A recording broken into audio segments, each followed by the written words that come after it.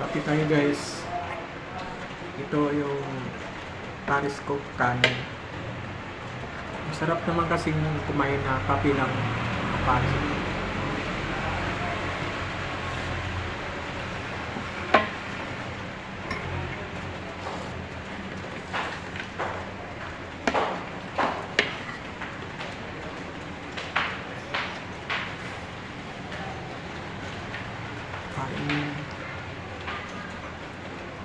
Lamig kasi dito kaya kape lagi.